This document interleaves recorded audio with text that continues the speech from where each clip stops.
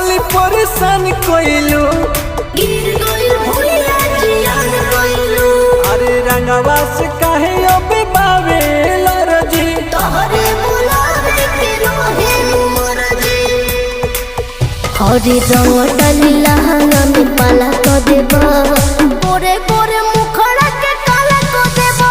हरे सारा रंग बनी जे जहाला को देबा गोरे गोरे मुखड़ा के काला को देबा।